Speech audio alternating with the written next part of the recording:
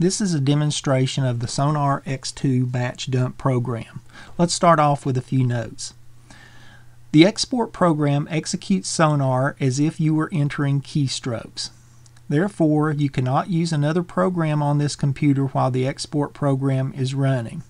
You cannot touch the keyboard or mouse until the exports finish. I like to resize the program windows so that I can see what's going on. On the left is the export program. I like to open Sonar and resize it on the right hand side of the screen so I can see the export program actually executing Sonar real time.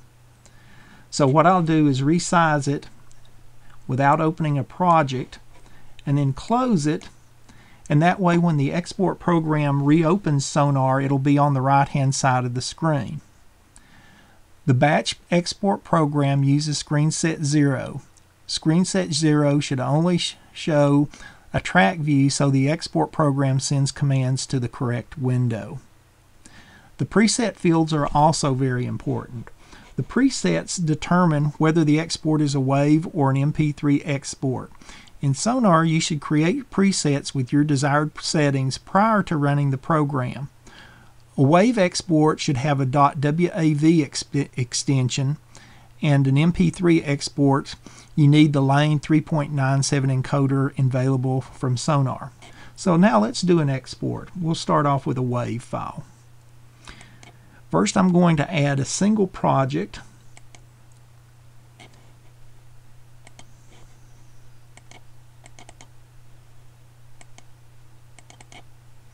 And you'll notice that it records the project name and the path to that name.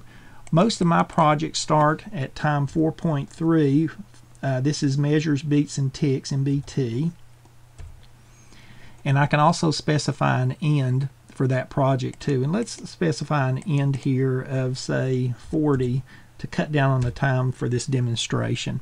But of course, you can put any time you want. It'll export the entire project if you don't specify any of these things.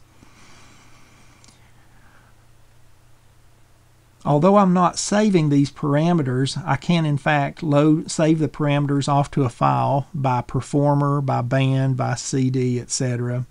And then I can come back and load that in. So I can have, I've done over 100 projects at a one single pass with this program, and it took about 4.5 hours to do that overnight.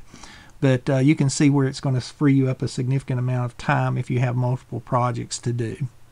Even doing one CD with, say, 12 songs at 3 minutes a song is going to be about 30 minutes, so you can walk your dog or take you a nap while you're waiting for your export to complete, rather than having to go through and manually do all this.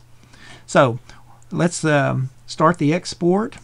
You'll notice the first thing that happens is Sonar is in fact loaded up. The project is loaded into Sonar. This happens fairly quickly, so you'll have to keep a sharp eye for what's going on here. We select, if you notice the status at the bottom of the export program, we're selecting what to export here. Now we're doing the export. We have a file of type WAV. I've loaded my preset, and the mixing down starts here.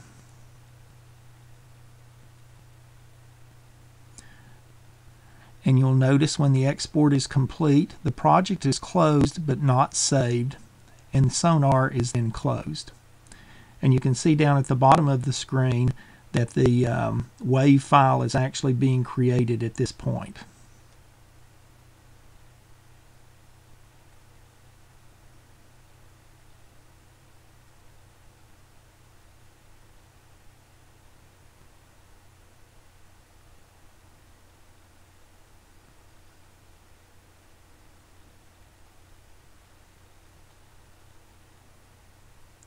Okay, our export is complete now.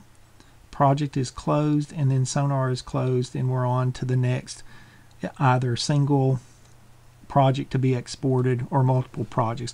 Let me show you right quick how we can add an entire directory. Once again, I keep most of my stuff for demonstration purposes in the My Music folder on my machine.